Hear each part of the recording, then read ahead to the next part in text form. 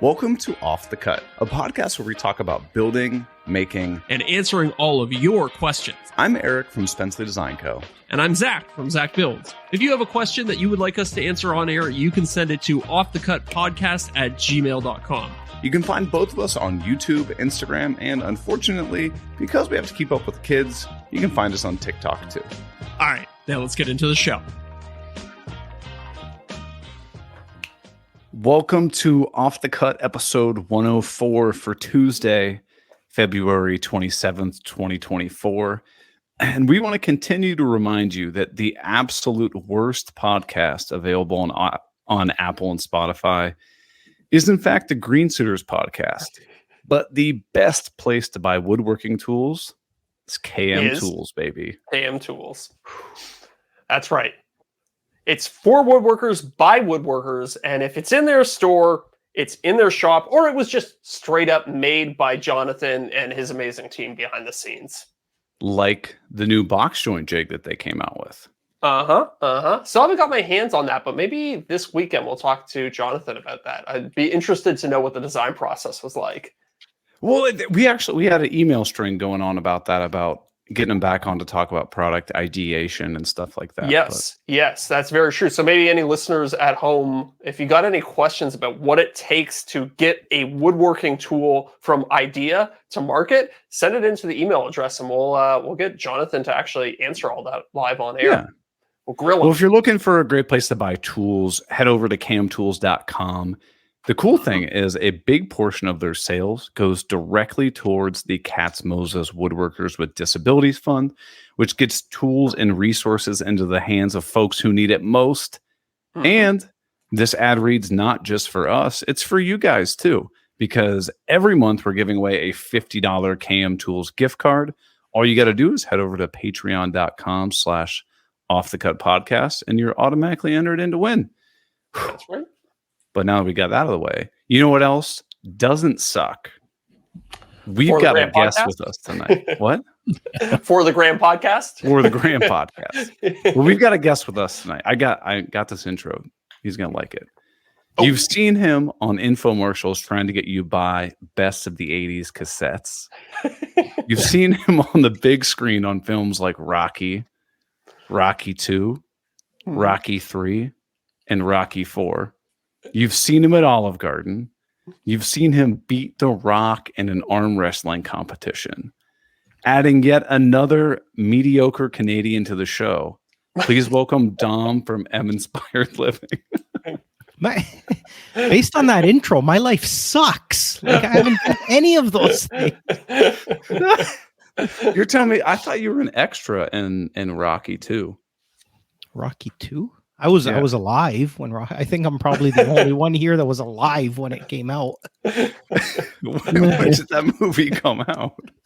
Yeah, let's see. Early 80s? No, Rocky 2 that came out in Rocky 2. Yeah, Rocky 2 was. I was alive in Rocky 2. Were you? You're right. Yeah. All right. Like 82. I wasn't even a gleam in my parents' eyes at that point.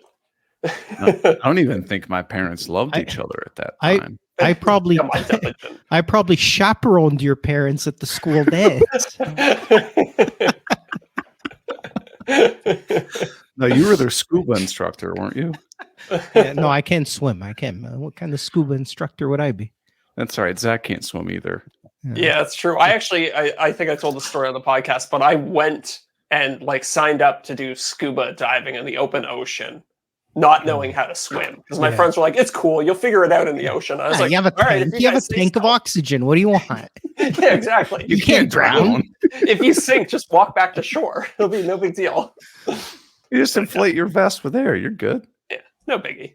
Oh well, Dom. For people who live under a rock and don't know you, tell people a little bit about yourself. What do you do? Where are you from? Who the hell you think you are? I am Dom, as you said. My handle is M Inspired Living. I run a little, woodworking / content creation business from Toronto. I actually live in Zach and I live in neighboring igloos. We live right next door to each other. That's right. Every once in a while, we send up a little smoke signal out of our little igloo chimney. Yeah. Do you have the bat signal? No, we don't. What's We don't have Batman in Canada. Yeah, that's an American thing. Their Canadian equivalent. We're supposed to be getting it next year. That's yeah, eventually. Yeah, we have Beaver Man up here, Deric. Yeah. It's like Batman, but more Canadian. Wait, hold on. You swear to God, Beaver Man? You're just screwing with me, right? Yeah. He sounds like Yes, a more of course. exciting Of superhero. course. Although we do have beaver tails, which is a type of food, which I Yes. don't know if you guys have down there. That sounds fried like bit, right? Yeah, it's like a fried piece of dough. And then you like put stuff on top of Yeah. it. A little bit of peanut butter, maybe some maple syrup or something like that. I don't know. It sounds like a slang name for part of the female anatomy. Definitely does. I But- will not say that. It is what it is. So, Dom, how did you come up with M inspired living? Because we were talking to somebody else, and they were Yeah. like, "What's Minspired?" Yeah, living? that's everybody. You know what? I'll tell you this. I hate my handle, but I feel like I've gone too far with it, and that Yeah. Oh, it's interesting. too late to sort of change it, because at the time that I came up rebrand. with it, I didn't really know what I wanted to be. So I wanted sort of like a catch-all, Catch-all. and Yeah, totally. then like inspired was cool. And M is basically the first initial of my last name. That's where the makes M sense. came from. But I realized really quick that nobody knew how the hell to say it. Everybody's like Minspired, and then on top of that, like what the hell does that have to do with woodworking at all? Like so it's I think you're in the right, like you had the right idea of taking something that's like nice and broad. Like we say all the time, you know, if you're going to start a social media business, don't pigeonhole yourself really early on. Don't say, you know, like so-and-so's fine woodworking, because in the future you might want to branch out and to do something else. That's the thing, because when I started out, you know, I started my Instagram channel, and I had just started playing around with woodworking. Yeah. And in my head, I was thinking, what if I hate this? What if I hate woodworking, but I want to continue and I want to transition into something else? Yeah. Right. So I wanted something, like you said, that was kind of broad enough to be able to transition. But Yeah. I've thought several times about just rebranding, but I just feel like I'm too far into it now. And I have a branding iron. Once you have a branding iron, you can't. It's set in stone. Yeah. Yeah, Once you have a You set can't of buy a new one. Yeah, once you get a set of stickers, it's like that's it. Yeah, no, I'm too that's invested it. in this name. Yeah, You're done. Yeah, you You buy get one of those laser peckers. yeah. Well, I think I see a laser cutter in your background there, don't I, Don? Is that what Yeah. that is? Well, I gotta work on my background, because you guys are all like nice, and I got like 2x4s and like bait on the ground, and I'm in an apartment. Look, I've got all of our wedding stuff over in this corner in a cat tree. It's Yeah, I was just gonna not say afraid. Derek's background or Eric's background is not nice. It's No, I'm not it's- gonna it's lie, apartment. I'm mildly disappointed that the scuba suit's not hanging off the closet door in the back. a lot of times it is. A lot of times it is. You know, Eric, every podcast we do, I have to look at your closet door being out of alignment, and it bugs me. Oh, dude, Nah. don't get me started. Don't get me started. Yeah, look at that. Hold on. It goes from like a ½ inch at the bottom to a 16th at the top. No, that's Is it probably about 2.5 inches at the bottom. Oh, no way, really? Oh, It is geez. brutal. Like the people who constructed this place had to have been, you know, Yeah. in- Well, that's incompetent to keep it polite. yeah, that's large scale construction for you. They don't really care. It's just get it up as quick as possible, get out. Yeah, yeah. So, Don, tell Can me you a just little. slap like an 1.5 inches of wood filler on the edge of that wall there, and Yeah, yeah. You build what it you out do a is- little bit? Yeah, you get on the table side and you like rip something from 2 inches down Yeah. to nothing, and then just glue it on the side. Yeah. Yeah, I don't have Problem time solved. for that. I can't make a YouTube video on that. Why would I bother? Oh, you definitely could make a YouTube video on it. Not something that somebody would want to watch. So go ahead. yeah, go ahead. Zach, Well, I just wanted to ask Dom how he got started in social media. What was the inspiration? Because I remember when I started, I looked for like people in Toronto who were doing like kind of a similar thing, and I found you, Mark, Yeah. and Vic, Yeah. all like basically at the same time. So, what but I think bad you started like inspiration. maybe a year or two before me. So I was Yeah, kind of so- curious, like what was your journey like? Yeah, I started my Instagram channel in 2016. I started it. Yeah. And it was just sort of like I had no woodworking or DIY experience whatsoever before I sort of started this. I worked like for years. I was a buyer for like a steel company here in Toronto. Right. Like I worked in an office in a shirt and tie. Yeah. And one day, so we have a cottage.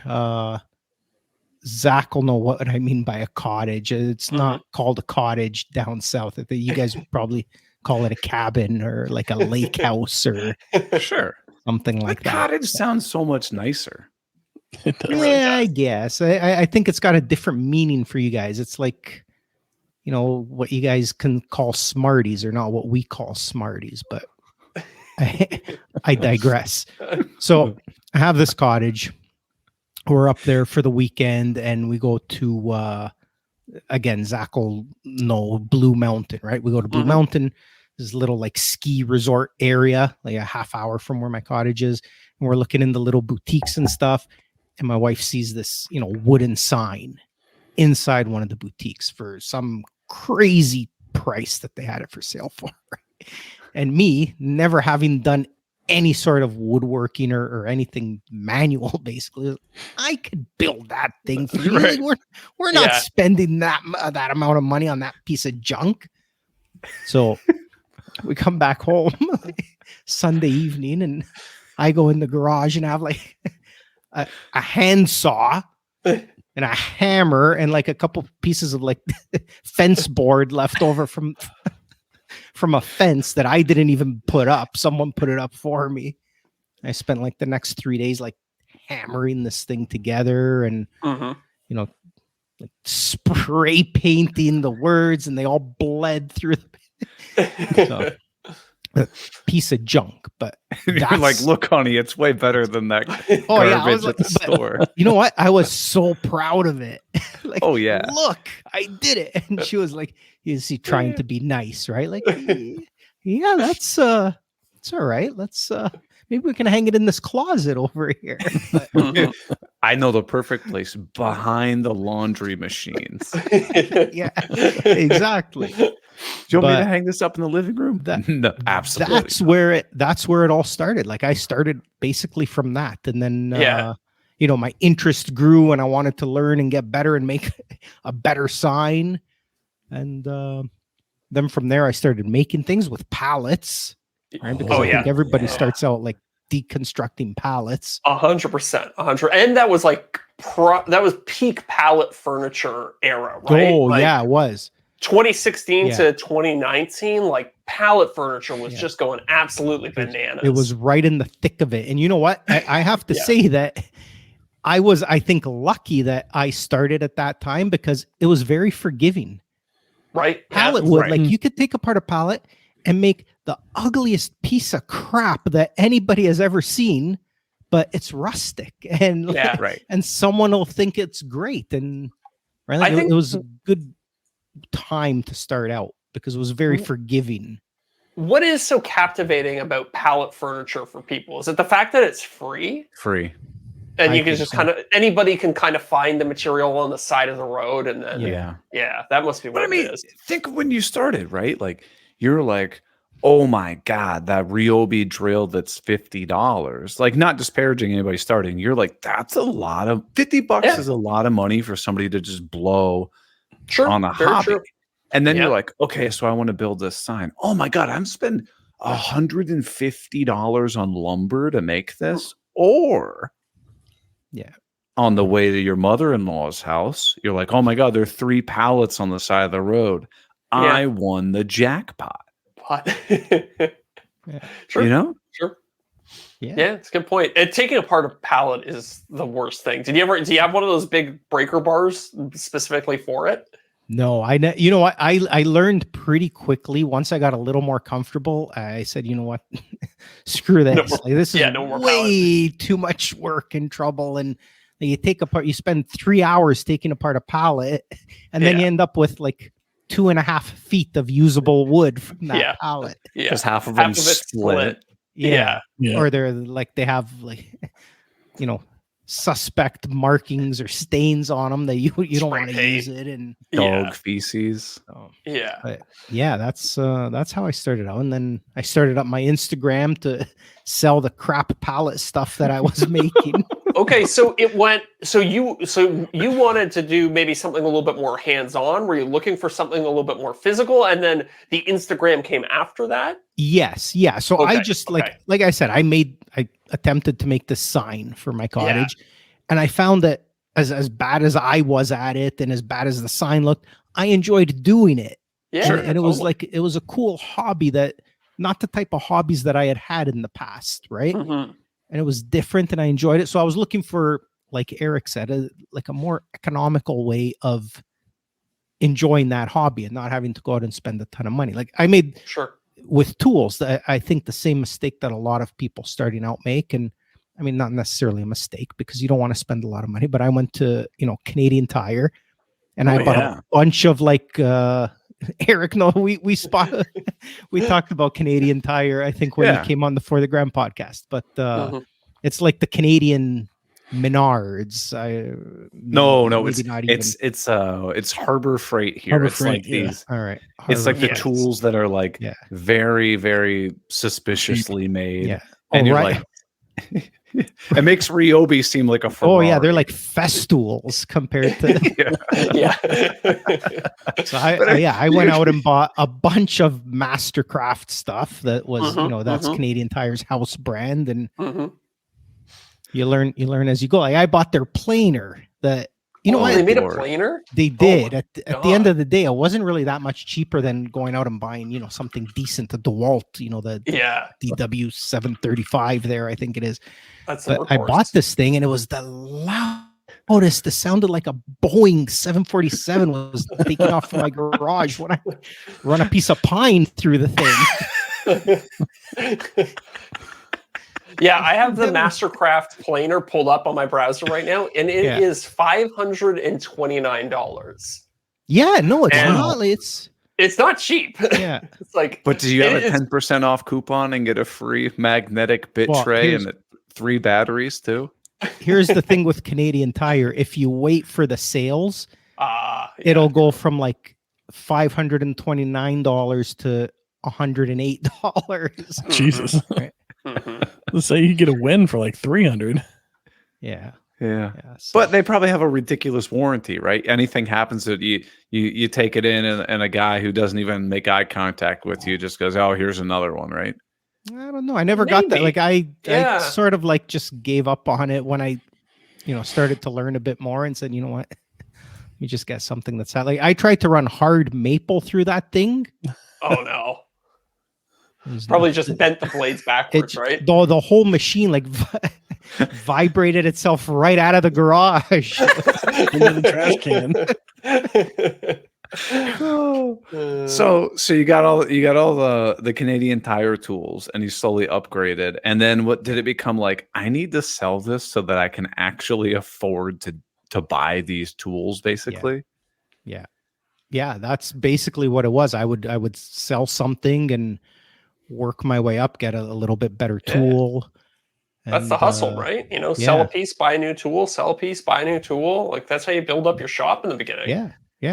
When I did my first dining table, and I didn't have a track saw, so I borrowed someone else's track saw, and then the money I made on that dining table, which I significantly underpriced, again, you learn as you go, I took that profit and I went and bought myself a track saw. So now I was able to, start doing stuff with a track saw, and sort of built my way up that way.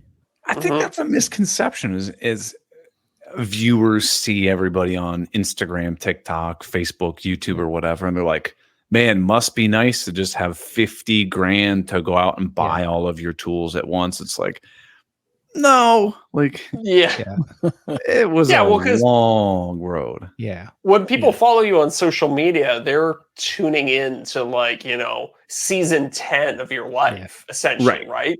They didn't see season 1, 2, 3, 4, 5, like the slow buildup. And I mean, probably like Dom said, a lot of that stuff happens pre-social media, right? Like I know how I got all my tools before I ever got interested in social media. And Right, then so because people you are did like, it well, professionally. yeah, exactly. But it's like, but people don't see the, that build up portion. They just see this person with all these tools and then, it must be nice. Right. Yeah.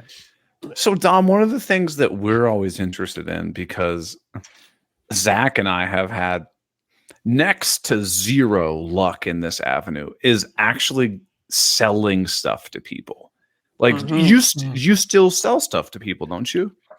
I do, not as much as I'm grateful for it, that I've gotten to sort of the point where I can pick and choose, Right. right? What I'm interested in, what will be a decent, project. But that was something that when I started out, because I had no intention of doing content creation, and I was just like, hey, I want to make some money. If I can sell this, pallet coffee table and make $100, that's amazing, right? That's great. Right. But then I sort of started selling stuff, and I got to the point where I had to make a decision. Am I going to try and be a full-time like woodworker and try to make money selling woodworking stuff and quit my job? Right. Or am I going to, stick with my job? And I sort of, had a conversation with my wife and said, look, I'd like to try this. I always wanted to do my own thing. I never liked working for somebody and having to, hey, can I have an extra 15 minutes for lunch today? Because my kid's, doing a play at school. I never liked that. Right. No soup for you. Exactly. Right. So you know what? I'm going to give it a shot. If it doesn't go well after, the first year, thankfully my wife has a really good job too. So that made things a little bit easier. Right.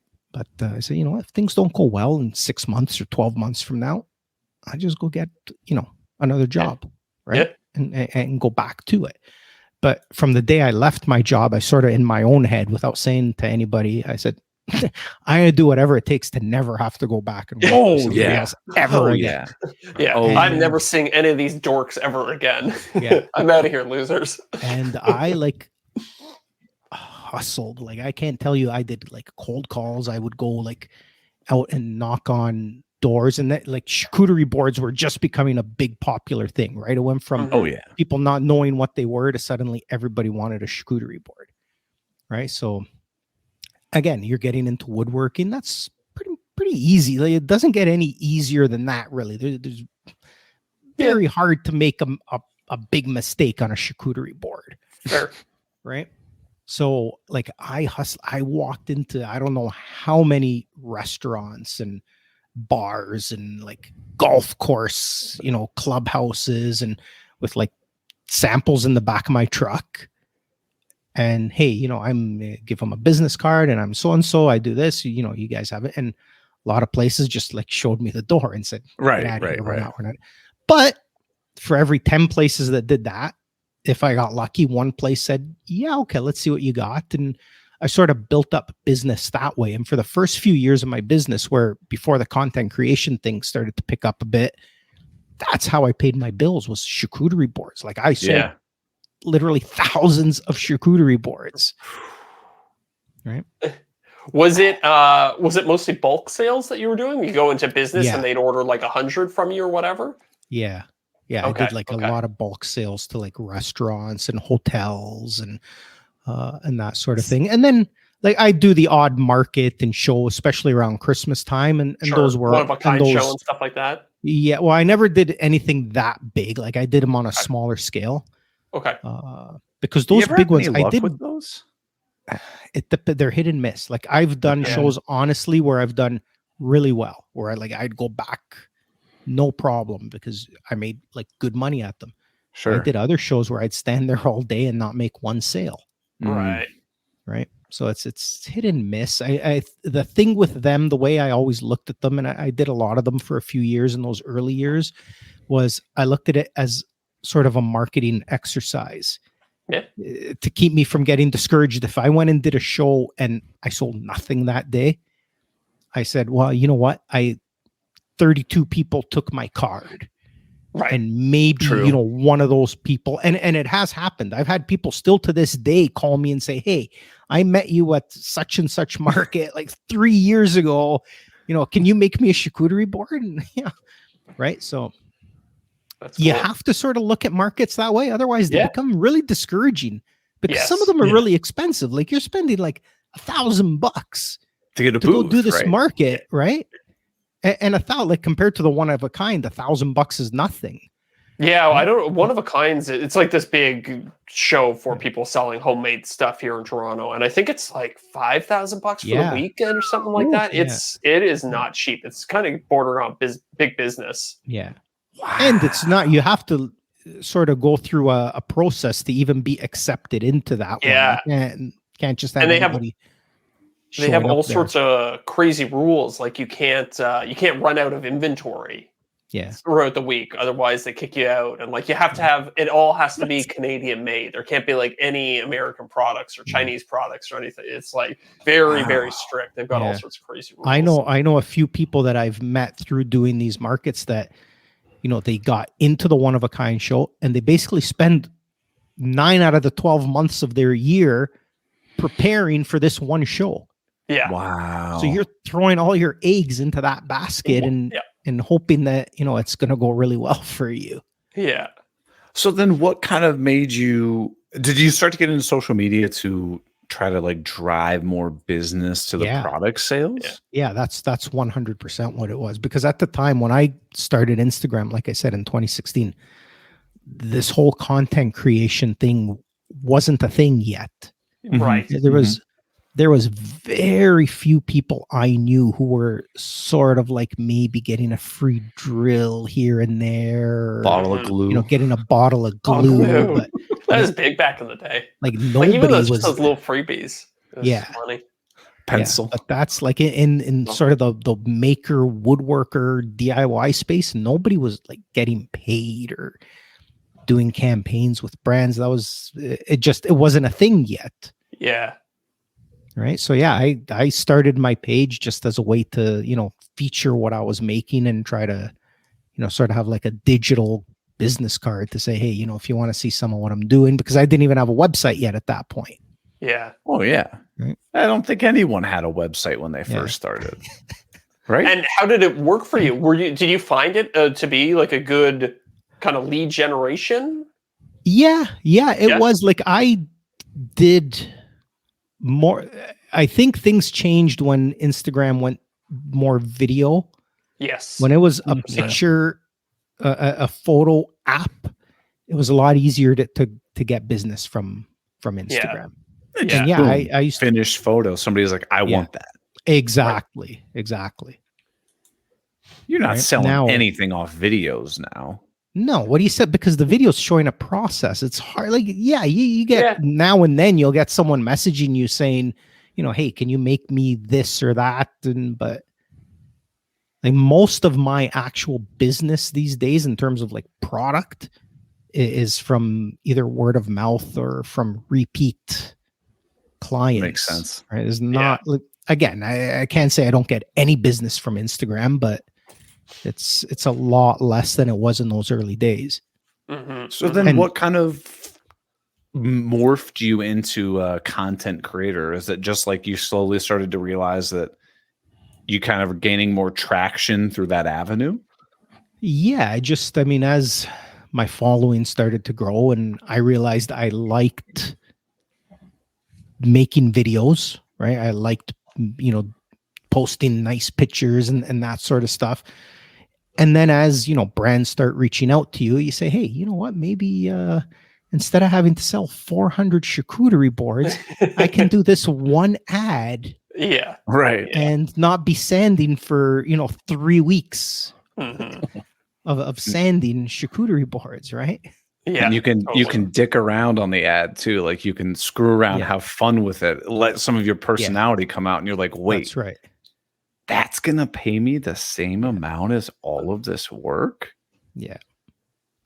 Then you get stuck. Then you're like, oh, well, I'm only gonna do ad spots from now on for the rest of my life. Well, that's the thing. That's the tough balance, because I've said this as well before, because I've had people say to me, why do you still do like, because if somebody reaches out to me and they want one charcuterie board, 9 out of 10 times I'll say yes and I'll do it. Right. Mhm. And I've had people say to me, like, why? Well, because it's true, because sometimes I'll be really busy. I'll be in the middle of doing filming a video for a campaign for, X brand. Sure. And I'll, get a message and like somebody wants one charcuterie board. And like in the back of my mind, they'll be like, what the fuck? Can you swear on this podcast? Oh, yeah. Go for it. Oh, yes. It's like, what the fuck, man? I don't want to do this piece of crap now. Like, I'm going to make $80 on this. But well, now do you find that like when somebody reaches out to you for something like that, like obviously you don't really care about the money from one charcuterie board, but is it like part of then keeping up with is it like, I don't know, like it's you do it to help your social media business because that person is that's like a follower on Instagram that's reached out to you, right? That's right. And the other thing for me that I try to keep that part of the business alive is, I think we all know the content creation side of the business is very competitive. Yeah. It's not easy. And if you sort of let that stuff go and, things are great today, they were great yesterday, I don't know what tomorrow is going to bring in terms of content creation. The brands one day are good. Eventually they're going to stop knocking on the door, and because they're going to find other doors to go to. And you somebody hope will do it cheaper. That's right. Yeah. And you hope that another brand will come along to replace the one that just left, but you never know. Yeah. Right. Yeah. You never know if that stuff's going to dry up suddenly one day.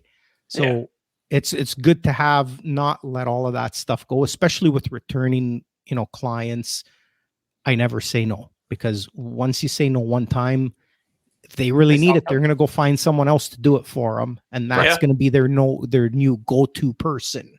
For sure. Right? I mean, like how many times, if you call up a garage to have your oil changed and they say, no, we're not going to do it, you're not going to call them again, right? Yeah. So, no.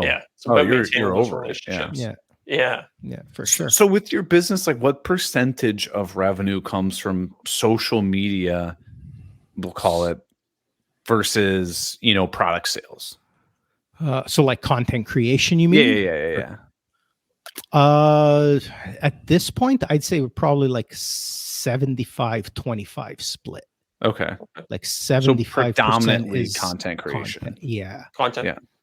Which has really sort of made that switch in the last 2 years, maybe. I sort of, maybe a couple years ago, like just after the pandemic hit, is when I sort of made that switch and started making more from the content than I was making from product.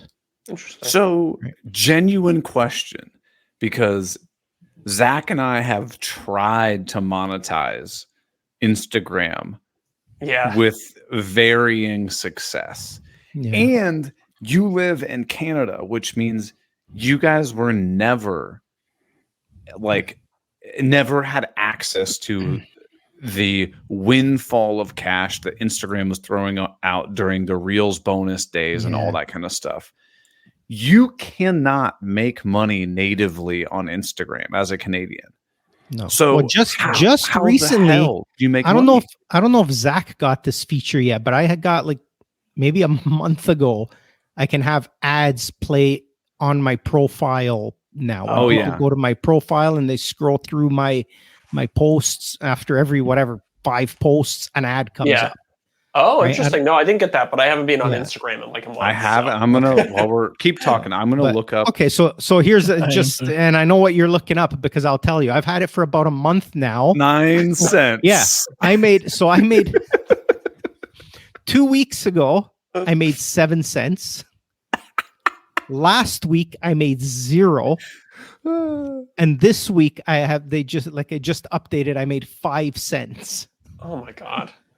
Because the thing is, that's not how users use Instagram these days. No. Like, when was the last time you went to somebody's page and just scrolled through their entire profile? Yeah. No, if it's someone new that you're, checking out to see if you want to follow them, I'll go and scroll through maybe their first 5 or 6 posts. But it's got time for that. So, Dom, are you kind of like me then when it comes to monetizing your Instagram page? The only way to do it is through just like brand partnerships. Yeah. I mean, there's Instagram's introduced this, subscriptions, but which I think is great depending on what your content is and what your niche is. But I've always felt weird nobody's about gonna that. pay $4.99 a month to like get by. I have no behind the scenes. Like what you're getting on my day-to-day content is it. That's what I got. Like I don't have. Well, and it's also like a chicken and egg thing because in order to justify the time to create all of that behind the scenes content to make it worthwhile, you need people who are willing to give you that $4.99. So that's the other thing, right? Like you start up, for $2.99 a month, and you get 100 people sign up, which I think would be pretty good.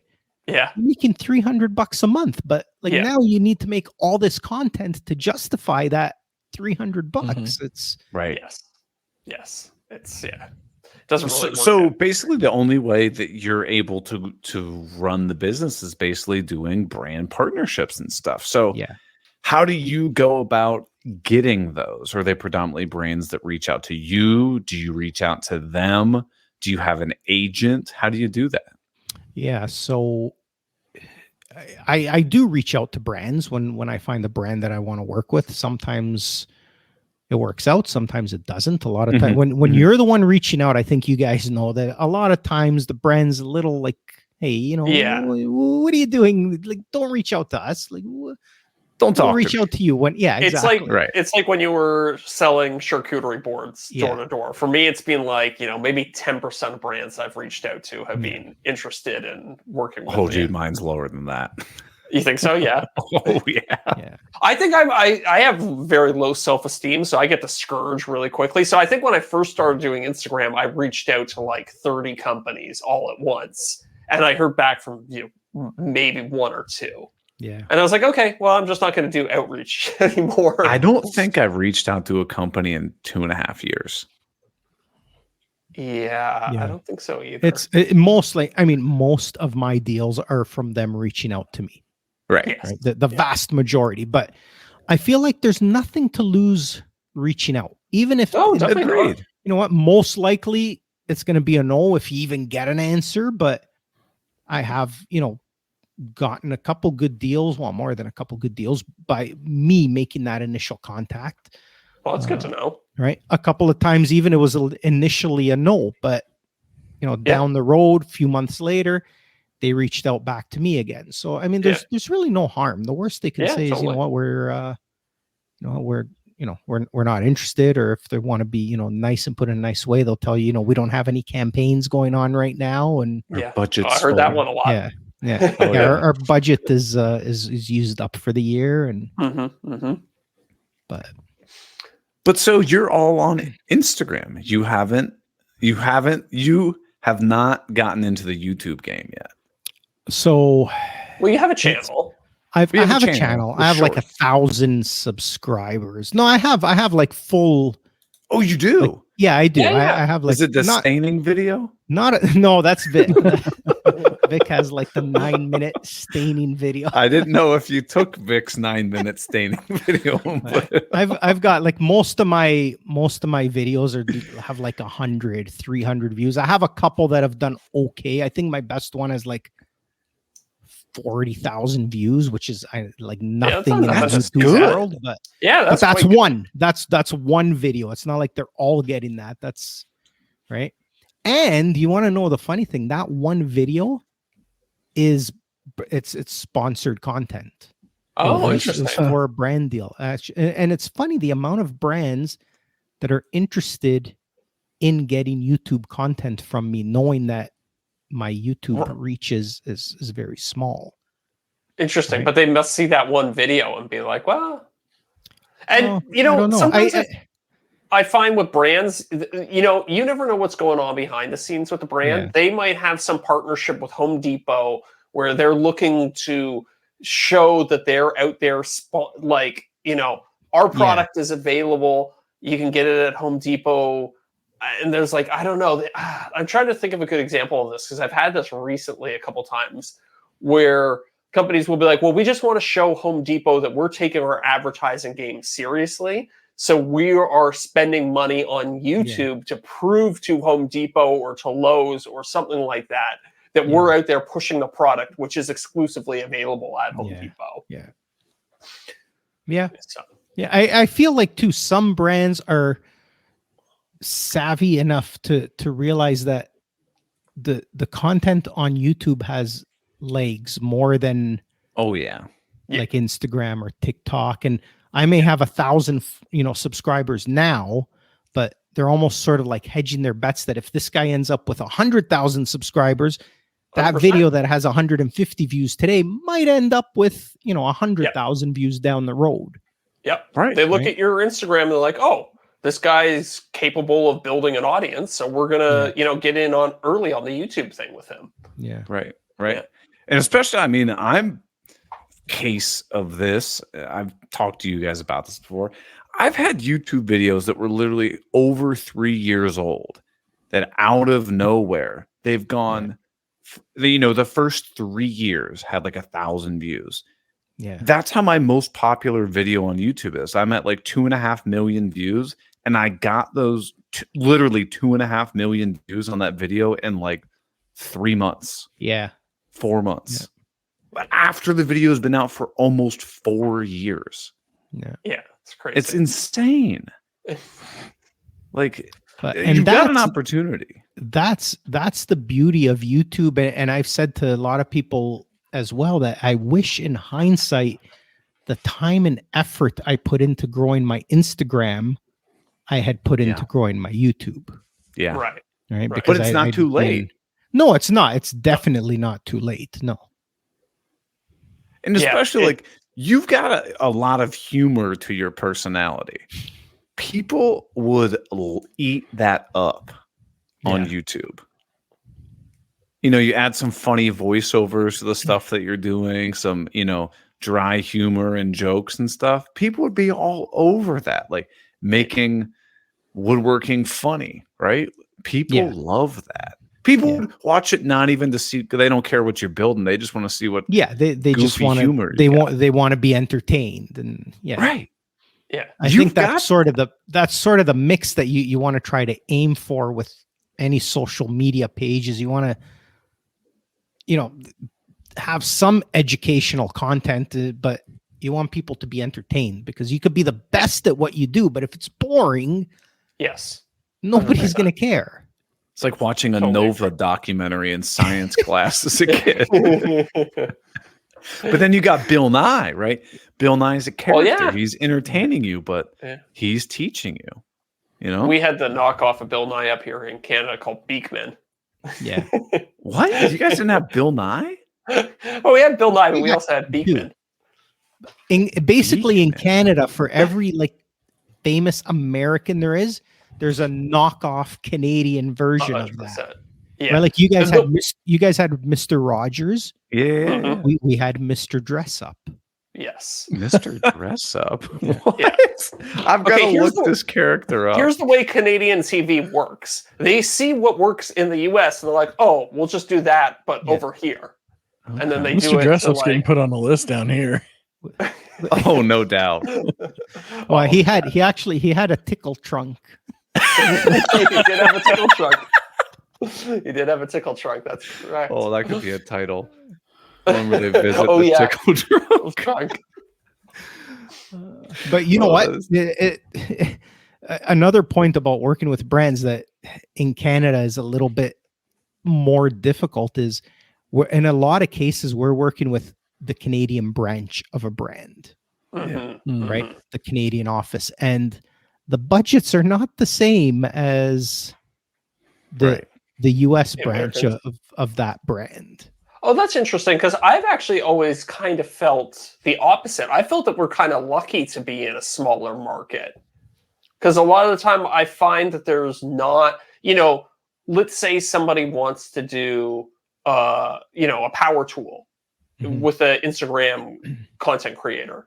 There's only 10, 20 of us in Canada. But in the US, you might have 200 people that you can work with, right? Yeah, but I find that I find the budgets are smaller. Interesting. That the brand has to work with, or at least what they say they have to work with. Because I mean, I'll compare, brands that don't have a Canadian branch. So you're working directly with the US Yes. office, and they seem to have more money in their pockets than the Canadian ones do. Yeah. So do you foresee spending or to really diving in on the Instagram, or is that something you're slowly backing off of and pivoting somewhere? Like where's 2024 headed for you? Yeah, no, I'd like to do again. I'd like to do more with YouTube because I feel like I can take things into my own hands with YouTube. Yeah. And take control of what I'm earning there if I put the time and effort in. Whereas with Instagram, again, it's sort of like I do well there, but the control is not with me. Like I said, that can all go away tomorrow, and what am I left with? Yeah. Right. Yeah, I have a big following, but it's worthless. Right. Right. Yeah, if there's no built-in mechanism to monetize it, it makes it extremely challenging. Yeah. YouTube has that. That's right. And that's where I'd like to, put more of my focus for this year and try to grow that, because then you're not as reliant on brands. Like if you get a brand deal, great. But if you don't, you're at least you're still bringing getting paid. in some. That's right. Yes. There's at least a little bit of a baseline. And I also feel like YouTube, when I posted an ad on Instagram, I felt like I was kind of fighting the platform a little bit, right? Yeah. Like you post an ad and it'll just like tank. It'll do horribly. And it's like, that hurts your leverage when you go to bargain for your next deal. Whereas on YouTube, like you're earning money by getting views, they're earning money by you getting views. So you're kind of aligned on that, right? Like you both want to get views. Yeah. Right. That is one thing I found with YouTube. The few, sponsored videos that I've done there, it hasn't hurt me by marking them as sponsored. Whereas, Instagram, you put, paid promotion and you're done. You just turn off your phone for the next week because you're not getting no notifications. Nobody's. Yeah. Right? Well, it's interesting. Like people see that paid thing and they just keep scrolling on Instagram, but on YouTube, it's kind of just standard fare. You get the little disclaimer at the start of the video. Every single video I've ever put out, well, like in the last 2 or 3 years, has one of those, right? Yeah. And it's I've default never found for me now.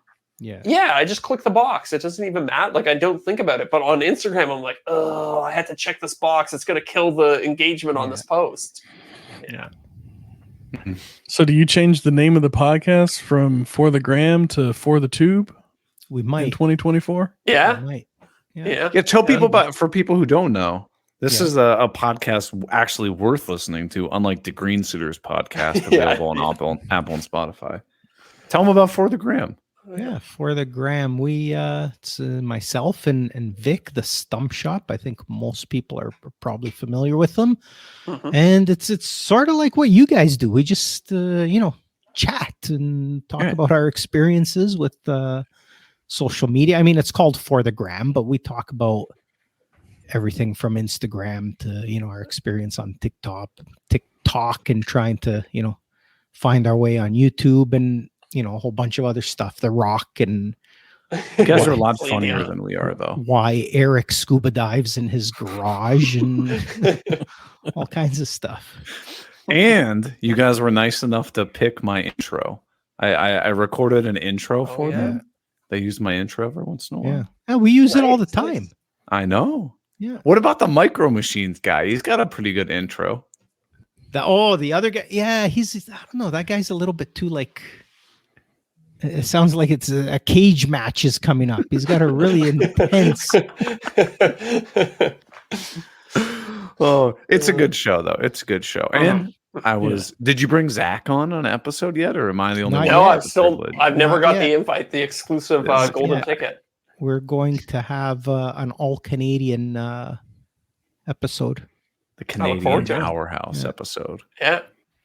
Well, but like I said, I think I mentioned to you in the podcast when you came on ours that you need to come up here and we can have like a big, 4-way podcast up at my cottage /cabin/lake house. We need to do an entire podcast full of would you rather questions. No. You got any for me tonight, Tom? I don't. I didn't come prepared with any would you rathers. Maybe for the after show, we can do We some can good would search you some. rathers. Yeah, Yeah, that's a good idea. So I got a question for you. If you had to restart everything, so go back to like you just started woodworking again, what things would you do differently? Would you immediately jump on social media? Would you never get on social media? Would you go for small orders? Would you go for furniture? What do you think you would do? That's a good question. I think I do a lot the same. Like I just said, I'd spend more time on YouTube, Mm-hmm. right? Like I can't complain about how Instagram has gone, but again, like I look back and say, if in 2016 I had started on YouTube the way I did on Instagram, where would I be, now? Have a million subscribers, right? So that's one thing I would definitely change. Again, when I started out, that wasn't my intention, which is why I didn't, right? Start with YouTube, right? I think now somebody starts up a social media account, and their goal from day one is to make money and to be, an influencer. That was not the goal in 2016. So it was a different landscape back then, right? Very different. I got into Instagram because I was like, it's easier. I was like, I can't talk to a camera and like edit a whole video, but I could take photos of the things I build, right? So that's right. And that's exactly it. I mean, my whole reason for doing it was, let me take a picture of this thing that I made and post it on Instagram and say, hey, here's, if anybody's interested in this, or if I can make you another one, or which YouTube wouldn't have done that for me at that point. No. Looking my whole goal starting. My entire goal was trying to sell this. The joke I always tell people is if you scroll all the way back on YouTube, my first video is how to make concrete coasters, right? So like a drink coaster made out of concrete. Yeah. Dude, I tried to sell those so much on Instagram. I didn't sell a single damn concrete coaster. I've never actually watched that video. Did you reinforce the concrete with something so they didn't break apart? No. Did you put like little pieces of rebar inside your coasters? I used rebar toothpicks. Are they still on your coffee table? Hell no. Wait, I actually might still have some in this drawer. Did you at one point have like hundreds of these concrete coasters? Oh, I had like a 27-gallon, because there's one behind me, like a Rubbermaid tote, which is probably about 2 feet by 2 feet by 3 feet, full of these concrete coasters. The floor sagged in his. There's a permanent dent in the floor where he used to store them. Eric, I think that would be like a great gift that you could give to your most hardcore and loyal fans. Is like send them out like an Eric Spenceley concrete coaster. See, what I would do is I'd go to friends' houses and just bring like 8 to 10 of them and just like pop them up on their coffee table and not say anything, and then I'd leave. Because I didn't have the heart to throw them out. And then like I got some buddies who are like, these damn concrete coasters, like they're like, I can't get rid of them because they work well. I'm like, you want to buy them? They're like, no, you already gave them to me. But I mean, it was one of those, like, I got like a $6 silicone mold on Amazon and then a $15 bag of Quickcrete, and I'm like, oh yeah, I am cleaning up on this transaction, right? That's the same as the pallet wood, right? It's the same thing. True. You think that I'm gonna sell these coasters for $25 each. I'm gonna make a fortune. What was your price point on them? I think I was selling 4 of them for like $18 or something. Okay, that's like not bad. I mean, that's I'd pay that for reasonable. a set of coasters. Yeah. But who wants a big piece of concrete just hanging out? But that's Their coffee that's table? the way the mind works. Like you're thinking that this is a surefire, like Mhm. you're retiring and you're like pulling your yacht in right next to Bill Gates. What do you do? Build Microsoft? I sold a bunch of concrete coasters, you idiot. It could be one of those fads, like those stupid plastic fidget spinners. Mm-hmm. Oh, Like, how'd you my friend got retire me. the concrete industry? Uh-oh. My friend Sex literally adventure. got me a concrete, not a concrete coaster, a fidget spinner last weekend when I saw him. He flew up from New York and he bought a box of these and he gave one to all of the guys on this trip that we went on. What does he hate you? No, I think he knows that we're all just very like ADHD kind of guys. He was like, this will keep them calm throughout the weekend and then they won't bug me so much. Man, imagine if we could have made pallet wood fidget spinners. Oh, I bet What somebody is that? did. I bet you could with a laser cutter. Don, Get you us- got that laser cutter you- right there. Your logo, your slogan could have been "Get a splinter with every spin." I like Gotta it. make it out of the full size boards too, and just spin it over your head. Yeah, Mhm. you know what I started doing with that laser actually. What's Well, that? speaking of because Zach brought up the idea of giving away the coasters to your followers, I started a while back. Every now and then, when I have time, I'll do it. I'll burn someone's face into a piece of toast, and then I cast the slice of toast in epoxy, and then I mail it to them without them knowing it's coming. Oh, that's funny. So when they open it up, it's like their face on a piece of toast. What kind of toast is it? Is it rye, wheat, It's just white like bread? like Wonder Bread. Dempsters. Yeah. Right. I don't Oh, know. yeah, I don't the- think they have Wonder Bread. I think that's a Canadian. Oh, is that a Canadian thing? I I was going to think say so. that. No, we got was. Wonder Bread. I get You the guys have factory. Wonder Bread? Oh, okay. Yeah, Is the do you factory. guys have Dempsters? I don't know. I'm not a Okay, big, so big Dempsters bread maybe is the connoisseur. Canadian one. Yeah. I think Maybe Dempster's is the Dempsters, Canadian yeah, one. Okay. Yeah. Oh, Yeah. But what you got to do is put a bag of you milk get- in do there. you guys have Coca-Cola in the US? No, Only Pepsi. only Pepsi. Dr. Pepper. Yeah, Dr. All Dr. Pepper. Pepper down here. Oh, The bag I- of milk. Yeah. yeah, what's with the bag of milk? I don't know. This is great. You buy a bunch of bags in a bag, and then you put them Yeah. in a little container, cut the corner, and you're good to go. You got to buy a special container. That's the thing is you need Yes, a whole the- special container. Ooh, for it. there's a great. If you could make a concrete milk bag holder, you'd clean it. Done. Done. You would I'm gonna dominate make the everything Canadian out of market. concrete. Yeah. You know what's funny? The first time I went down to Workbench with Vic and Mark, so we Mhm. drove down. Oh, We- I think. we- Yeah, Was this keep going. the I think time you guys Mark got may have, abducted in Ohio? no, wow, Yeah. Mark almost got abducted. Everybody was fine, but we drove down, and Mark thinks it's gonna be hilarious to bring a bag of milk. So we meet up like the Wednesday or Thursday morning at like 4:30 a.m. to start this drive. He shows up with the container with a bag of milk in it. Like, what the fuck you doing with this bag of milk? I'm gonna bring it down. It's gonna be hilarious. And everybody, like the Canadian guys with the bag of milk, nobody laughed. No, Nobody gave a shit, did they?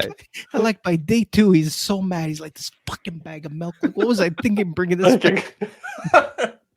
I can't imagine Mark getting mad though. Everybody was just Yeah, basically like, dude, why are you walking around with a bag of milk for? Like, I don't get it. It's a big gag gift. Yeah. Yeah. So are you going back this year? I know you didn't go last year. Are you No. going this year? No, not No. going this year. No. Ah, Oh, damn. So your review is overpriced, not worth it for you specifically. Yeah. Yeah. So here's my honest take on Workbench. Ooh. I'm sure it's no different than ours. Jared, get ready to clip this and make it into the, Yeah. the Instagram It's- video. It's a really, really, really fun time. But I find that there's a lot that they could do to make it more worth what you're spending and give you more value for Right. 100%. for what the cost is for that trip. I mean, Yes. $700 for a ticket. yeah, And you don't even get a America, concrete it's like coaster. $1,000 for us. yeah. Yeah. I mean, I look at Workbench. I get little to no value from the actual organization that puts on Workbench, but just talking to the other creators is where I find the value of it. That's and also, what it is. It's in having those, you know, those conversations, you know, after the event or outside of the event at the bar, dinners. Yeah, the you know, while bars you're and all having that lunch. stuff. That's where the value for me is, and that's where I'd go every year if I could afford it for those Right. conversations, right? For that. Right. Yeah. The Well, actual, it's an you know, expensive trip. So it is. I mean, like I've gone to all the courses, and you know what? There was a couple that I really liked that I For I sure. felt like I learned something from, but yeah. you know, I just, it depends. There's value there for some people. Maybe if you're starting out and you want some help. I also think it's a little bit deceiving that it's sort of marketed in a way that if you're new and you're green, it's like if you come down here, you're gonna learn all the secrets. And I think a lot of people, you know, with 100 followers, go there and spend that money thinking, Yeah. oh man, when after this weekend, I'm gonna have, you know, by March 30th, I'm gonna have 100,000 followers, and brands are gonna be beating down my door to work with me. And right. You'll get It's some interesting. tips I and think tricks, but you definitely get tips and tricks. Yeah, 100%. I think the first time I went to Workbench, I didn't really get that much out of it. And that was when I was very green. I was still very new to it. I was like trying to get my footing, figure things out. And then I missed a year because of COVID. And then I went back a year when I started to have, like, I had things a little bit more figured out. And that was the year that I think I got the most value out of it, which was last year. I think I learned so much just talking from other creators that I was able to apply to my own work. But I don't know. And it's, I'm trying to think if I would recommend it to somebody who's very green, who's just starting out. Like, is the value there for them? I'm not sure. Yeah. I mean, it depends. Like, you know, sorry, go ahead. No. You go. No, I was just gonna like, I went to one course the last time I was there, and you know, without naming any names, it was a very well-known social media personality running this course about how you can monetize your social media, right? So, of course, a lot of people are going to want to go to this. And you have, like, I was, you know, I'd say I'm like a mid-tier social media guy. I'm not big by any means, but I'm not the new guy. I kind of I've learned my stuff. So I'm there thinking I'm going to pick up some good tips, but there's a lot of new green people there that want to learn, you know, how I'm going to make money on social media.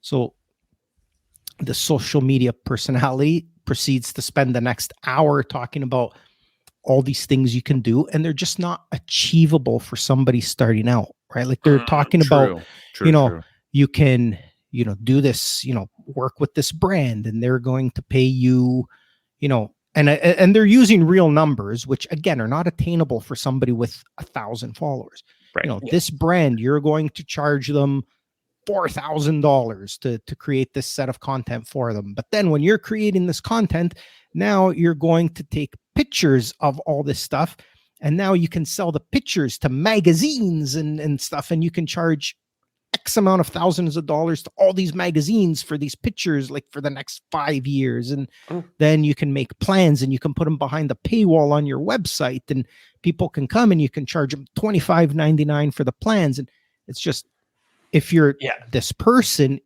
maybe you can, even still the numbers that were being thrown out there, I would maybe dispute, but maybe you can get it. But it's not sound advice for somebody that's starting out. Like you're leading them down the wrong path. You're leading them to a place where they're going to go home. They're going to try and do this.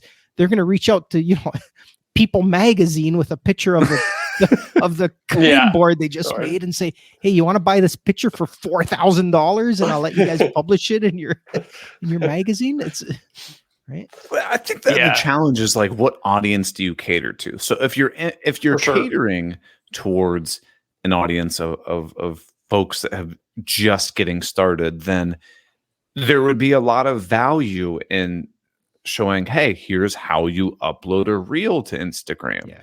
Here's how you edit the thumbnail on Instagram. Like, some people are going to find tremendous value in that. Yeah. But any of us here would be like, are you effing kidding me? Like, why am I there? But it makes it challenging because I would probably argue that in general, there are probably more folks who are newer and greener than there are people that have been doing this for several years there. Oh, for sure. Yeah. That's, I mean, I've said that from the first year I went, is that I think they would benefit from having, beginner courses and state that that's what it is. It's a beginner course. This is what it's all about. Yeah. You have like, mid-tier or like basic courses, and then you have like advanced courses, and let people decide what they're going to go to. Yeah. The nuances of reading the analytics inside YouTube Studio. Like, okay. That's not somebody who's yes. Someone who's starting out is going to be like, I don't even know what YouTube Studio is. Like stuff like that. Yeah, exactly.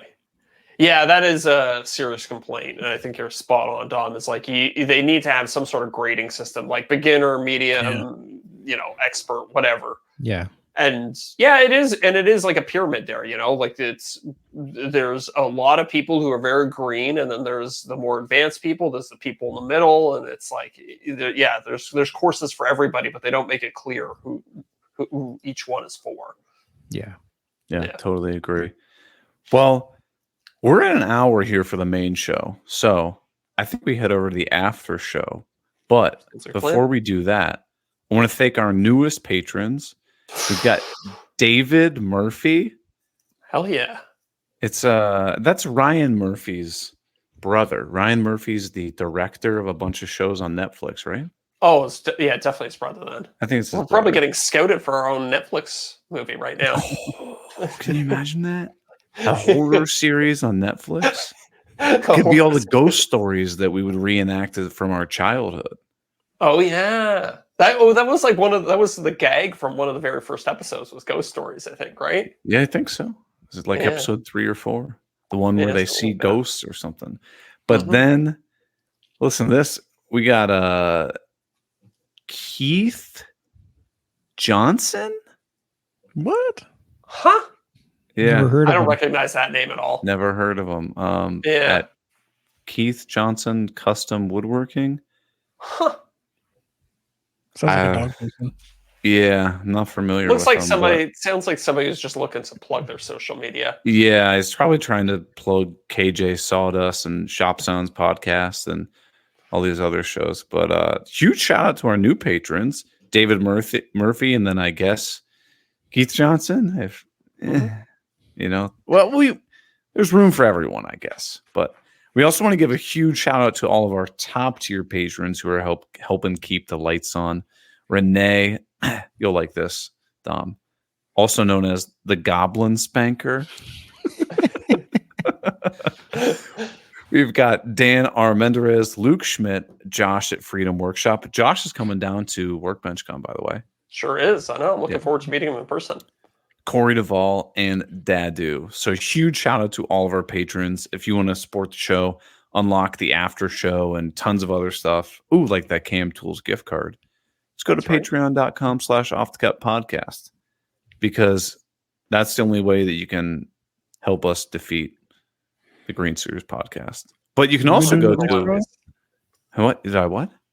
So when are we doing that next drawing? Ooh, beginning of March. Beginning of March, so get in now. Okay. Exciting. Yeah. But you can also go to patreon.com/forthegram podcast. Sure can. And check out their show. So Dom, you're on every streaming service. You're on Apple, Spotify, everything. Yeah, go check out For the Gram. Yeah. Thank you. Yeah. You guys are a lot funnier than we are. I don't know about that. We have good days and bad days. Well, anyway, go check out Dom, support what he's doing, and everybody, thanks for listening. We'll catch you next week. See you next week, everybody. I won't see you next week. Have a good time.